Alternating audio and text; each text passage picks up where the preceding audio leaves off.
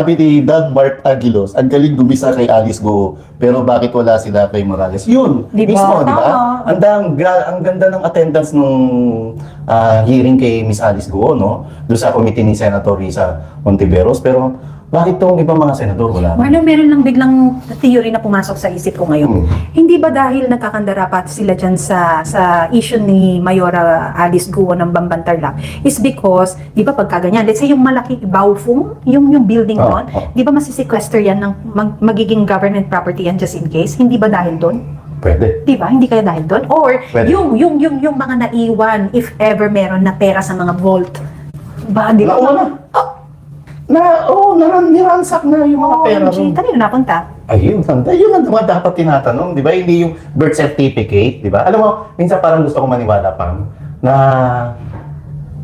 politika pa rin ang dahilan. Oo naman, Diyos ko po. At muli, pinaninindigan ko to na isa rin to sa dahilan kaya nila pinapaypayan ng gusto ang isyong ito ay para matabunan ang PIDEA leaks. Ano ba? Ibalik lang natin ang issue na mabilis, Marlon. Okay. Ano ba ang PIDEA leaks? Ito ay isang issue na kinasasangkutan ng then Senator Bongbong Marcos at a certain Maricel Soriano sa pagiging involved nila sa di umano'y paggamit ng white powdery substance. At nakaraan, nanawagan ang maraming sangkatauhan ng pagkakaroon ng sana mag-participate si President BBM sa hair follicle drug test dahil Sa bintang. sa bintang at para mamatay at mabigyan niya ng sagot ang mga bintang ito na hanggang ngayon ay hindi ginagawa. Sa halip, anong ginawa nila? Nagkaroon ng issue sa Mayor Alice Guo. Nagkaroon ng hearing ngayon sa Kongreso na andyan ng ICC, EJK, buhay na naman yung Michael Yang issue and things.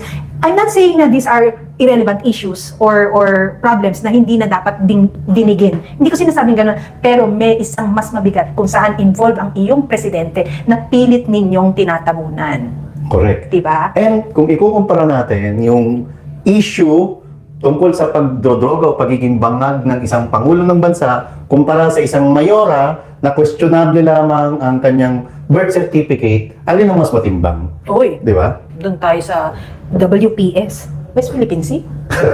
Oh, white powdery substance. So, white powder substance. Ang galing mo, no? Pero hindi mo niya papansin, lumalakas ang clamor para tumakbo si Atty. Vic. Ako kasi clamor na clamor na eh. Pero, Dapat na. Like, it's about time. Ibalik yung matitinong o magagaling, matatalinong tao sa Senado. Nawala, pag ulit-ulit ko sinasabi pa, nawala na yung mga magagaling na senador, mga the likes ng Joker Arroyo, Miriam Defensor, my favorite person. Pimentel, Hubito Salonga, Rene Sagisan, di ba? Nawala na yun eh. So dapat, meron naman dumating doon na isang Vic Rodriguez. Not for anything else, like of course, favorite natin siya, di ba? Ako, current favorite ko siya. Darling of the crowd yung mama. Nakita ko, and I would like to consider myself as his mentee. Yung isa sa mga natuturuan niya, natitrain niya kung paano mag-handle ng ganitong mga circumstances, ganitong mga issues, and I look up to him. I call him for advice and things like that. So, nakikita ko, itong taong to, pwede. Parang dapat mas tama siya na taong gobyerno kaysa sa taong pribado na ganyan. Dahil, Marlon, napapanahon na kailangan ng Pilipinas ang bagong tao na may talino at sadyang may puso at pagmamahal sa bansa. Mismo. Di ba? Alam mo, pag napapanood ko yung interview niya, parang minsan sinabi ko nga sa akin, nagkita kami, boss, ba't ganun? Pag ikaw nagpapaliwanag, parang ang dali-dali sa'yo. Di ba? Tapos tayo nga. Bulol-bulol. Hindi, meron pa nga sa'yo. Ganda pa yung mga wording siya. Meron pa nga. Talino talaga eh. Ano daw, Marlon? Ikaw nga mag-explain yan. Sadya naman kami, bago din sumalang, may pag-aaral na nagaganap. Pero ang hirap kasi yung minsan siya pag ina-ambush interview, lalo na nung campaign, iba talaga. At inamin niya ni Sir Jojo doon sa interview natin the other day na personally, una siyang naiinis din since he was supporting Isko Moreno's camp at that time, di ba? At hirap na hirap daw sila na i-counter si Atty. Vic dahil napakagaling. So yun lang naman ang gagaling yung inis niya, hindi naman yung personal na parang he has an axe. Hindi kasi galing talaga. And, Boss Claudio, thank you ulit. Uy, thank you po, thank you. And thank you for allowing us to repost your material sa page po namin. Thank you. Pero lumalawak din yung tambalang jopang. Aray ko. Kulit. Mag-sorry ka kay madam. Kay Salaman Basmi. Anong basmi? Baste at saka Pabi. Muntik naging basmati rice. Anyway, speaking of Atty. Vic, isang abogado o dating abogado naman ang nalalagay naman ngayon sa matinding kontrobersya. Katunayan, wala pang 2 oras, nag-release na naman ang Supreme Court ng Naku, that's why this man has now become a man of conviction. kasi convicted. Meron pang isa nagsabi niyan I am a man of conviction. Sino yun? Iba naman yun. Siyempre, ang kinakawawa ngayong si ex-PDEA agent, Jonathan Morales. Well, he is the real man with Conviction. conviction. Correct. But this man of conviction na pinag-uusapan natin ngayon, walang iba kundi si Senator Jinggoy Estrada at si Poverty Alleviation Advisor. Presidential advisor. Na si wala nang attorney. Former. Let's stop the attorney because wala na, di ba? Mang Larry? Si Mang Larry Gadon. So, do we call him Mang Larry Gadon now? Pwede pa ba yung title sa Hindi na because disbarred na siya di ba? Parang, and this, si Mr. Larry Gadon recently also made a very insensitive statement Sobra yan. about poverty. Ayan, siguro alam mo, magtropa Okay. tong si Larry Gadon at saka si Picoy. Si Picoy, ang sinasabi niya sa CCTV, lahat ng sinabi niya na na-mention niya ang pangalan ng unang ginang, na-mention niya ang pangalan na James Kumar, na merong papatayin, nasasagasaan, aatakihin, bla bla bla, kathang isip lamang. Itong si Larry Gadon, ang sinasabi ang kahirapan sadyang kathang isip lamang ng mga Pilipino. How insensitive, Marlon. Dahil, ang naging mabigat basihan, yan, Pam. Ang naging basehan, anong? ang dami ng tao sa mall. My goodness, ito bang klase ng ganitong tao na hindi nag-iisip ng malalim ang nakapaligid sa Pangulo ngayon? Ang nakakainis, Pam, yung ganitong may klaseng linya, ang nagsasalita ay Presidential Advisor on Poverty Alleviation. Na kung ganito rin naman ang taong namumuno ron, dapat buwagin na yung opisina niyan. Kasi kung sino pa yung advisor ng Pangulo para, alam mo yun, maibsan ang kahirapan ng bansa, siya pa itong hindi nakakakita ng tunay na kalagayan ng mga may hirap nating kababayan. Siya patong nang iinsulto ng kalagayan ng ating naghihikahos na kababayan. Tama ka dyan, Marlon? Lalo niyang, lalo niyang minamaliit yung kalagayan ng mga kababayan natin na nakalimutan niya na kaya siya nandun para, di ba, kahit papano, mabigyan ng kalutasan ang malalang kahirapan sa Pilipinas. Pero kung siya mismo ang advisor ng Pangulong Bongbong Marcos at may ganitong klaseng mentalidad, hindi siya nababagay sa pwestong yun. Hindi. Dapat mag-resign na siya doon. Or buwagin na yung tanggapan niya. Gugulit ko. So, okay ko lang ito gugulit. Marlon.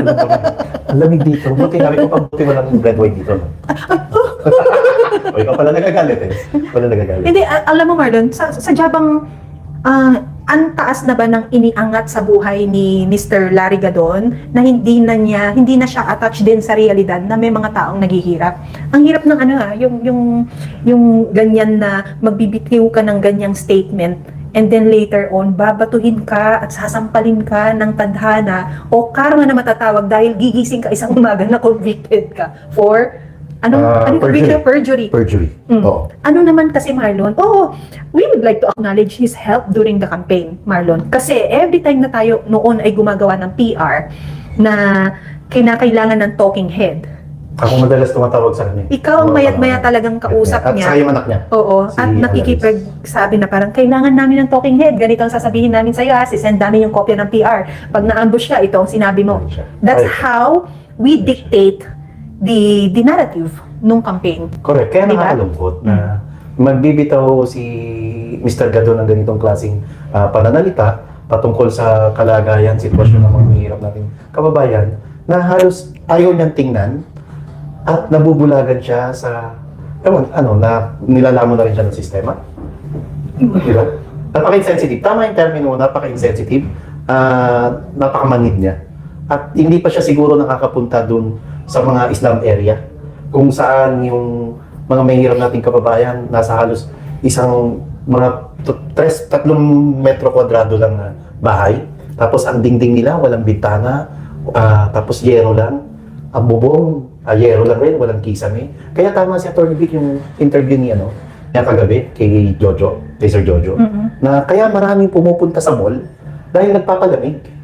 At hindi batayan yun na porke tinatao ng ang isang mall ay hindi na naghihirap ang mga kababayan natin. Oo, yung pagpasok mo ng mall is because you have money to splurge. Hindi totoo yun. At ang batayan doon, kung talagang mga namimili yun, pansinin natin kung paglabas man ng mga kababayan natin nasa mall ay may mga bitbit na pinamili. May paper bag ba? That means to say shopping ng apparels. Di ba? Paper bags. Correct. May plastic bags ba na ibig sabihin nakapag-grocery ka ng marami? Correct. Yun lang naman. Basta lumabas ka bang meron kang 20 size ng Starbucks, Marlon?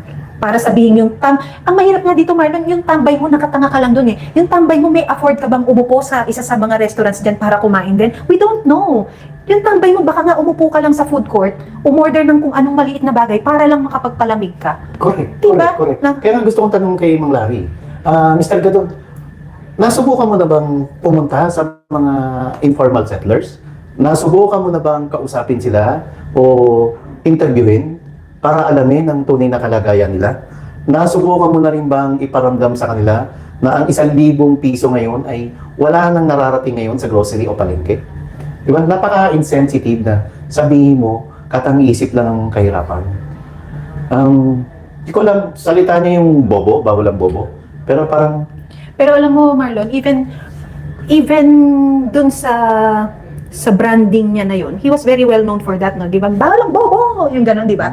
Hindi siya helpful para ang isang tao magbago. Mas natag yun as an insult to many Filipinos na maraming ang bobo, di ba? And what do we expect from him, di ba? Parang hindi naman maganda talaga ang unang lumalabas sa bibig niyan, una pa lang. Masyado siyang combative, if that is even a proper term. Why, Marlon? Remember, nung pinagsalitaan niya ng napakasama at maduduming salita ang isa sa mga media practitioner, Raisa Robles, yes, oo. na talagang, di ba, kung akong babae ang makakarinig nun, parang alam ko, Malilito. malilito ko at Malilito. mabibitawan ko yung hawak kong device Malilito. na nagpe-play ng video na yon. nung narinig ko nga yung, ano ba to? Wala ka bang kapatid na babae? Ay, hindi Wala ka ba? bang Babae anak ang na anak mo? babae? Wala ka bang Asawa? nanay? Wala ka bang asawa? Di ba? Wala ka bang pinsan? O kamag-anak? Pamangkin, di ba? Wala bang babaeng nakapaligid sa'yo para gamitan mo muna ng utak yung bago kumilos yung bunganga mo, di ba? Anyway, dapat doon sa nangyari sa kanya, na-disbar siya nung June 2023, last year, dapat nagsilbing aral na sa kanya para yung bibig niya, medyo kontrolin niya, no? Ang hindi. problema, may pwesto ka na sa gobyerno, at ang pwesto mo tungkol sa paano maisalba sa kahirapan ng mga kababayan natin, mukhang nabubulagan siya. Nung mga panahon, Marlon, natikom ang bibig niya at na-practice niyang hindi magsalita ng mali. Yun yung mga panahon, Marlon, na hinihintay niyang bumaba ang kanyang appointment. Correct. Yun, dun lang siya nagtikom. Pero yung ngayon, tignan mo, balik na naman siya. Tapos, pagbalik mo, masyado ka ng angat kung saan ka dati. I mean, hindi ko sinasabi, I don't know his personal background, kung siya ay galing sa isang mataas na estado sa buhay. Hindi ko alam. Middle type or middle class, I don't know. Pero knowing him na napakataklesa talaga, no? Dapat mismo ang Pangulong Bongbong Marcos na rin ang sumita sa kanya. Oh. O Larry, huwag ganun. Napaka-insensitive, di ba? Parang kinukonsinti pa siya eh. Di ba? At kinukonsinti rin siya ng isang, of course, ng ating First Lady na dapat ang trabaho ng isang First Lady, umalalay sa asawa niya para Palibutan ng mag-reach out. asawa niya ng mababait na tao. Hindi, saka mag-reach out sila sa mga mahirap nating kababayan. Ang problema, siguro, napupunta rin sa mga fashion show si Larry Gadon. Kaya hindi niya nakikita yung sitwasyon ng mga mahirap nating kababayan. I honestly cannot understand, Marlon. No? Masyadong ganyan, Marlon, ang quality ng taong nakapalibot sa presidente. Presidential advisor ka. Diba? Tapos yan ang supposedly alter ego ka ng presidente. Kaya sabi ko nga sa iyo, kung ganyan ang mentalidad ng isang presidential advisor on poverty alleviation, buwagin na yung tanggapan na yan. Hindi na karapat dapat dyan si Larry Gadon. At kung gusto niyang bumawi, maglabas siya ng isang public apology. Napaka-insensitive ng mga pananalitang yun. But, well, we cannot also judge fully, Marlon, kasi tingnan mo, baka naman yung mga nakapaligid only leading by example. Baka kasi yun ang nakikita nila sa head nila, kaya yun ang ginagawa nila ngayon. Nakakalungkot no? Kasi may nagkwento sa akin. Alam ko, FEU law graduate si Mang Larry. Barbarian daw siya, hindi siya Pratman member doon sa FEU. And kung tama ako nagtrabaho raw si Mr. Gadon nung nag-aaral pa sa parang librarian o basta sa campus. Trabaho siya and nagbabaon ng sarili niya, may baon siyang pagkain nung nag-aaral siya. Ibig sabihin, from humble beginning bago siya naging abogado, narating ngayon di ba, na inabot niya rin na dati rin siyang mahirap. Na dapat, kung dati ka mahirap, tapos ngayon may narating kang ganyang pwesto, Alam mo ang dapat alam mo ang pakiramdam. Tingnan mo yung nakaraan mo. Ito yung classic na kasabihan na ang hindi lumingon sa pinanggalingan ay hindi makakarating sa paroroonan. Kaya tignan mo naman Marlon, di ba? How many times did he try and attempt to become a senator? In 2019, I remember, he tried, he did not win.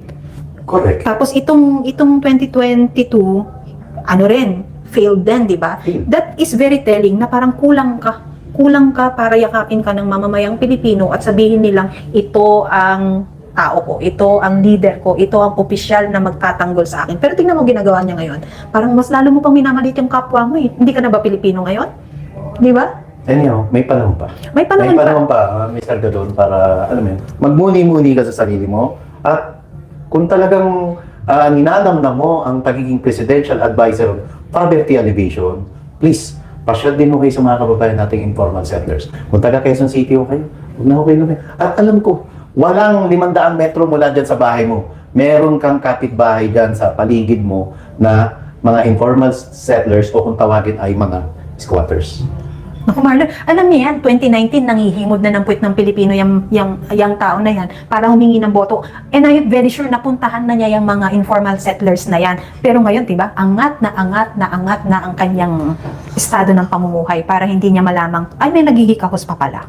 Diba? Oo. Daming nagpapakulay pa, hindi ko Oo, nababate. maraming salamat. Rudy Sodario, pangkape po, ma'am sir. Maraming salamat. Thank you. Meron pa rito, yellow. Tingin ko po kasi ginagaya niya yung style ni PRRD.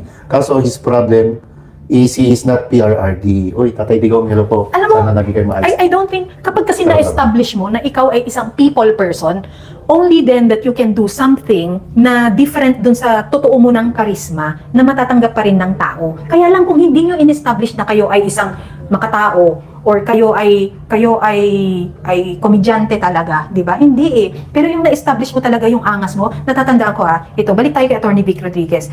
Sumalang yan, I think last week or 2 weeks ago sa Pilipinas nating mahal na programa ng DZAR, Marlon. Okay. At sinabi niya na gusto ko lang sabihan ng ating mga opisyal ng gobyerno, bawas-bawasan ninyo ang pagiging maangas ninyo. Arrogante? Arrogante, sobrang arrogante. Well, anything about Larry Gadon now is just a distraction of a real issue. Meron pang isang man of conviction tayong sinatawag, Marlon.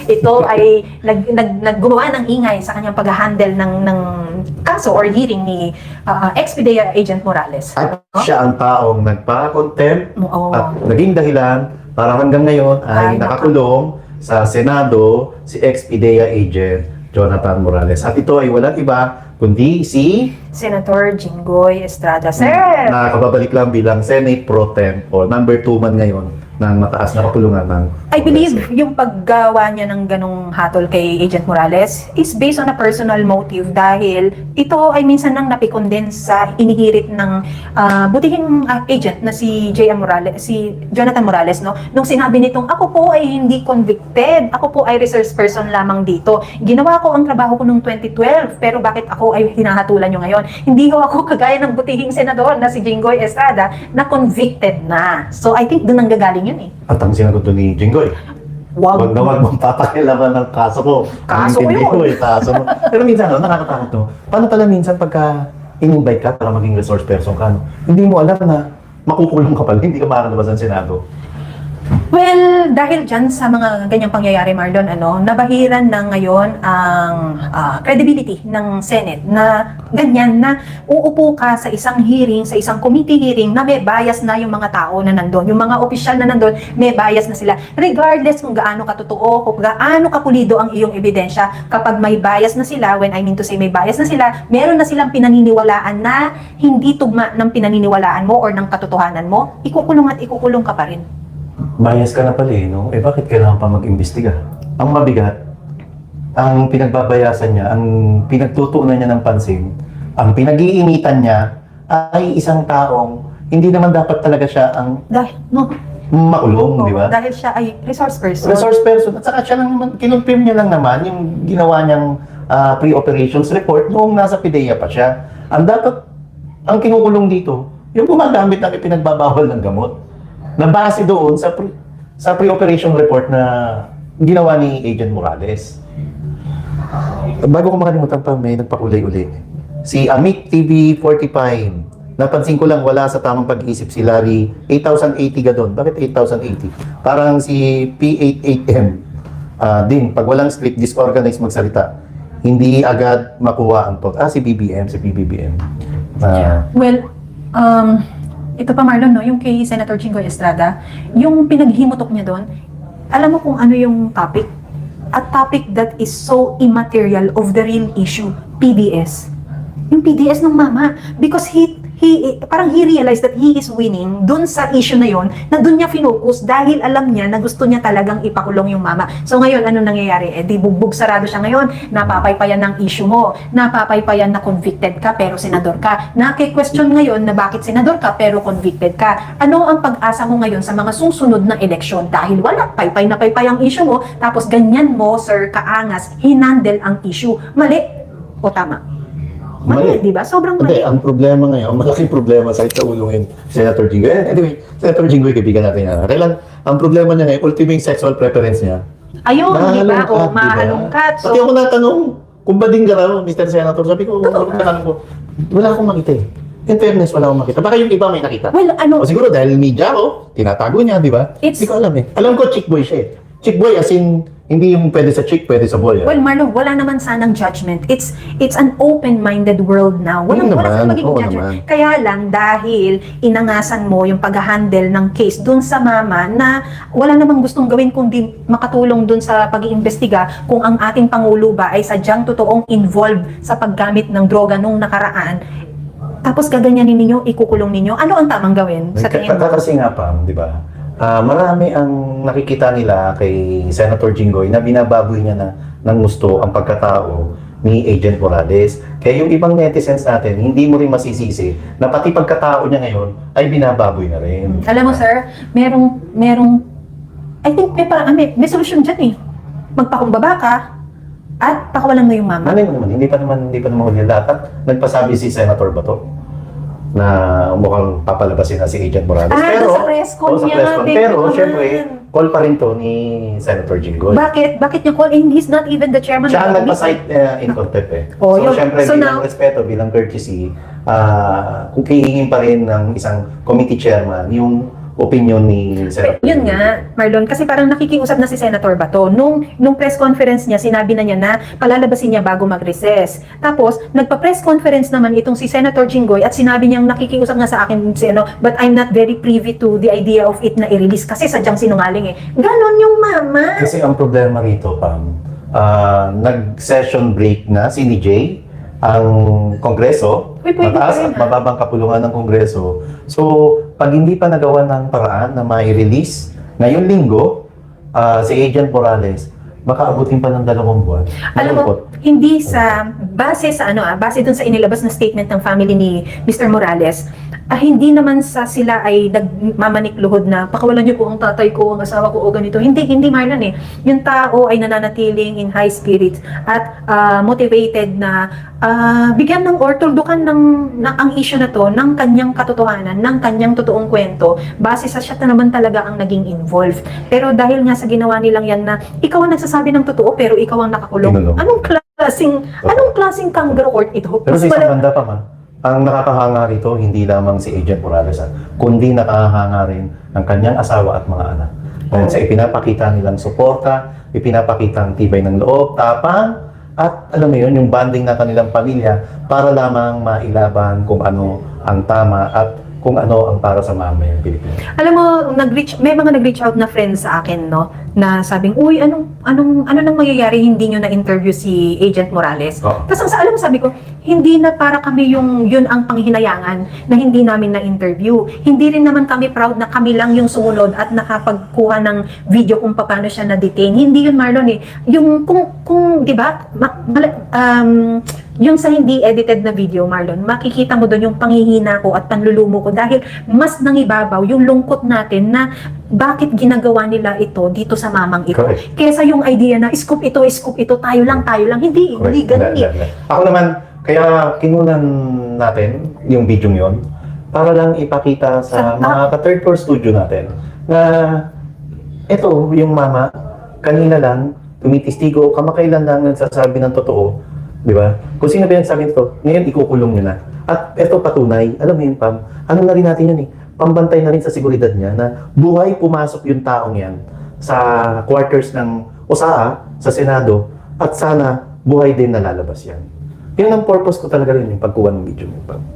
Yun na. Yeah, I'm not saying na we were wrong for doing Hindi, that. hindi. Oo. Ang sa akin lang, kasi yung may mga nagtanong, follow up, na para bang sila yung nanghinayang, Miss Karina Braganza, maraming salamat po. Sila yung nanghinayang ba na parang, oh, hindi yun na-interview.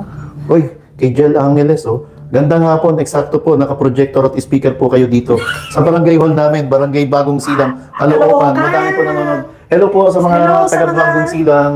taga sa Caloocan. Caloocan. Ano ba, Pam? Ang alam ko, kung tama ako ha, Jel, ang barangay Bagong Silang ang pinakamalaking barangay o isa sa pinakamalaking barangay sa buong Pilipinas. Ah, talaga? Ang laki rin ng budget niya. Ano kaya, sino ba kapitan ngayon dyan? Sino ba kapitan niya sa Bagong Silang? Oh, sa inyo ba tatakbo si Senator Sani Trillanes? Diyan sa District 1. Maging Ang barangay. matalino, gamitin ng utak, gamitin ng puso, Yung sa common lahat. denominator si si Senator Cheese saka si Senator Trillanes Ano?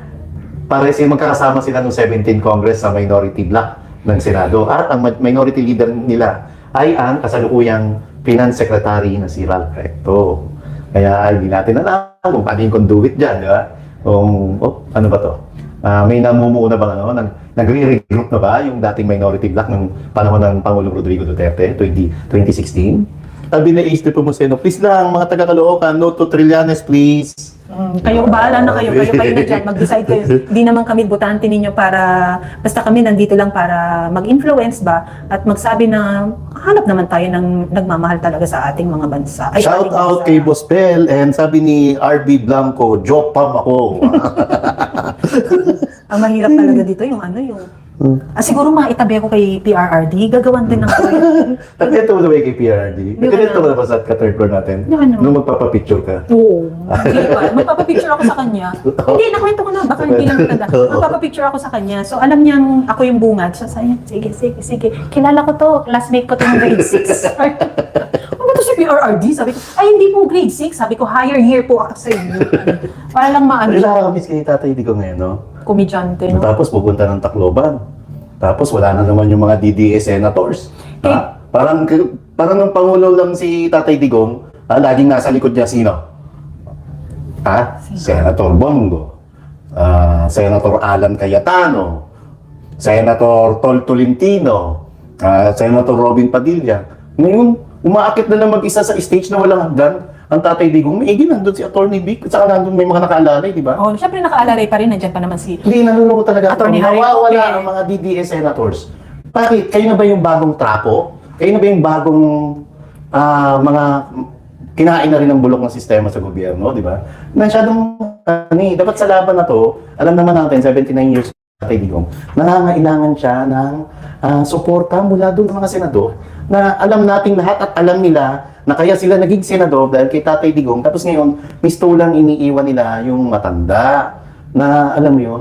Gusto pa ba nila na si Tatay Digong ang magsabi, samahan niyo ako rito? Dapat yung may kusa na silang palo. Diba? Ano bang problema? Pag-usapan natin. Saan? Hindi, naano Saan ko ka eh. nagagalit? Tingnan mo sa senator ba to? Hindi, ito pa. Para malinaw. At alam ko, may ayon dito sa mga ka-third floor natin. Yung laban sa Senado, o yung pagdinig patungkol doon sa PIDEA Leaks Inquiry, in aid of legislation, nag-iisa ron si Senator Bato. Pwede namang umupo ron yung mga DDS senators regardless kung member sila ng committee ni Bato o hindi. Bakit mga nananahimik sila para pag-usapan yung nilalaman ng PIDEA leak na ito na sana ang pagkakataon at alam naman ng buong Senado, alam ng mga kababayan natin na maraming nagtatangka para hindi ito mapakinggan sa Senado o hindi maisalang sa anumang klaseng inquiry. Pero bakit nawawala ang mga DDS senators at bakit ultimo sa mga may sugrali, mga hindi na rin sila nakikita? Diba? Kung iniisip nila yung pagtakbo nila sa susunod na eleksyon at baka hindi sila makakuha ng suporta kay BBM sa BBM administration, para saan ba talaga sila? Para sa bayan o para sa sarili nila? Paano na yung taong tumulong sa kanila si Tatay Digong? Yun lang pa. Hindi naman Meron magalit. ka bang ano? Nananawagan lang ako. Sana constructive Sana lang maintindihan ng mga DDS senators, ng mga Duterte senators na sa mga panahong ito, nangangailangan po ng suporta si Tatay Digong. Please, huwag niyo naman ipakita, huwag naman masyadong lantad na ang aga niyong inaabandona ang Pangulong Rodrigo Duterte. Palibasa, hindi na siya ngayon ang Pangulo. May magaganap bang, Marlon, dropping sa roster ng PDP? May magre-resign ba? May lilipat ba ako? Yan ang hindi natin Di ba? alam. Yan ang Mga hindi ganyan, natin alam. Considering, natatapos lang nung anniversary nila, di ba? Oo na, nag-announce sila na Nag-announce the three will still run for their re-election under PDP wing. Oo. At kasama pa nila ngayon natatakbo, Si ang aktor na si Philip Salvador. Pero in fairness, nung Cebu Rally, nakita ko pa si Senator Bongo. Mm-mm. Yung Cebu may Rally. And kasama nandun din si Philip Salvador. Tapos nakita naman natin, ang huling nakita natin sila sa entablado, kasama ang Pangulong Rodrigo Duterte, sa Liwasang Bonifacio, yung may peace rally naman ang SMNI para sa suporta kay Pastor Apollo Kibuloy. No to Philip Salvador, sabi ni Ray Ancheta. Lilinawin ko lang na hindi po ako galit sa DDS senators. Nananawagan lang ako. Hindi kasi baka naman, inaatake kayo ng third floor. Hindi po. Hindi. Hindi Constructive. Ang sinasabi ko, inaatake na naman po siya ng high blood niya. Kunin mo muna yung gamot mo doon. Kunin mo muna. Sabi ni Dan Mark Aguilos, ang galing gumisa kay Alice Go, pero bakit wala sila kay Morales? Yun, Di ba? mismo, di ba? Tama. Ang ganda ng attendance nung hearing kay Miss Alice Go, no? Doon sa committee ni Senator Risa Ontiveros, pero bakit tong ibang mga senador wala? Marlon, meron lang biglang theory na pumasok sa isip ko ngayon. Hindi ba dahil nagkakandarapat sila dyan sa issue ni Mayora Alice Guo ng Bambantarlac is because, di ba pagkaganyan, let's say yung malaki Baufeng, yung building doon, di ba masisequester yan ng magiging government property yan just in case? Hindi ba dahil doon? Pwede. Di ba? Hindi kaya dahil doon? Or Pwede. yung mga naiwan, if ever meron na pera sa mga vault. Ba, di ba? Niransak na yung mga pera. Kanino napunta? Ayun ang mga dapat tinatanong, di ba? Hindi yung birth certificate, di ba? Alam mo, minsan parang gusto ko maniwala pang na politika pa rin ang dahilan. Oo naman, Diyos ko po. At muli, pinaninindigan ko to na isa rin to sa dahilan kaya nila pinapaypayan ng gusto ang isyong ito ay para matabunan ang PIDEA leaks. Ano ba? Ibalik lang natin ang issue na mabilis, Marlon. Okay. Ano ba ang PIDEA leaks? Ito ay isang issue na kinasasangkutan ng then Senator Bongbong Marcos at a certain Maricel Soriano sa pagiging involved nila sa di umano'y paggamit ng white powdery substance. At nakaraan, nanawagan ang maraming sangkatauhan ng pagkakaroon ng sana mag-participate si President BBM sa hair follicle drug test dahil Sa bintang. sa bintang at para mamatay at mabigyan niya ng sagot ang mga bintang ito na hanggang ngayon ay hindi ginagawa. Sa halip, anong ginawa nila? Nagkaroon ng issue sa Mayor Alice Guo. Nagkaroon ng hearing ngayon sa Kongreso na andyan ng ICC, EJK, buhay na naman yung Michael Yang issue and things. I'm not saying na these are irrelevant issues or problems na hindi na dapat dinigin. Hindi ko sinasabing gano'n, pero may isang mas mabigat kung saan involved ang iyong presidente na pilit ninyong tinatabunan. Correct. Diba? And kung ikukumpara natin yung issue tungkol sa pagdodroga o pagiging bangag ng isang pangulo ng bansa kumpara sa isang mayora na questionable lamang ang kanyang birth certificate, alin ang mas matimbang? Uy, Di ba? doon tayo sa WPS, West Philippine Sea. White powdery substance. White powder substance. Ang galing mo, no? Hindi, nabasa ko yan kay talaga? nabasa ko yan kay Attorney Glenn Chong. Sana Talaga? makita natin ulit si Attorney Uy, Glenn Attorney Chong Glenn. saan nga ba tayo? Tacloban. Sa Tacloban dahil Tacloban. napakasaya din kong kasama niya. Pero ang catch dito yung Tacloban po ay baluarte ni Speaker Martin Romualdez na Sino mayor doon? Alfred Romualdez. Asawa niya no, ni Kring Gonzales. Si Cristina Gonzalez.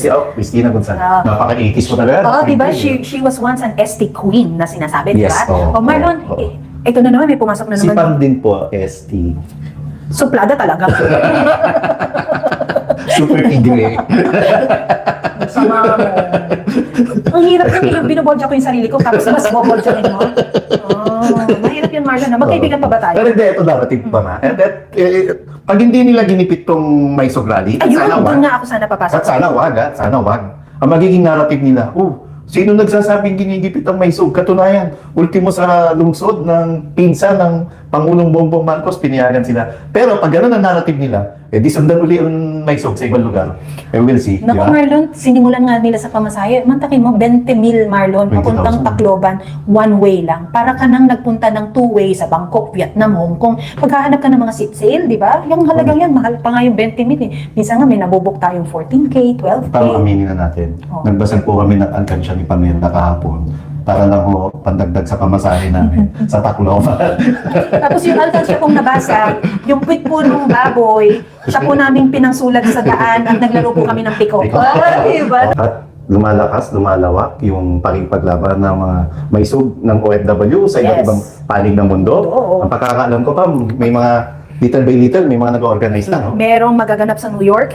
Meron din sa June 8 sa Japan. Yes. Meron sa Italy, sa Europe. And alam ko, may na-organize din sa Macau. Yes, I understand. Yes. If we already have the definite information about each of these maisog at kayo po ay Pilipinong nandyan, please wag po kayong magdalawang isip at makilahok po kayo dahil po ito ang mga panahon na kailangan nating tumayo at panindigan ang ating bansa. At manatili tayo nakaantabay dahil baka pagbigyan tayo na pagbigyan yung panalangin natin na sana within this week, makalabas na rin si Yes, Agent Morales. please. At sana magkaroon din ng pagkakataon ng third floor studio na ma-interview siya o ma-cover yung kanyang paglabas. Kung tama yung impormasyon na nakukuha natin. Keep praying for the country. We Filipinos are not for sale. Ako po si Pam. Ako naman si Marlon. At narito po tayo sa third floor studio na Mind Your Own Opinion. Thank you so much, guys. Thank you, Lord. Thank you, Bye-bye. Lord. Bye-bye po.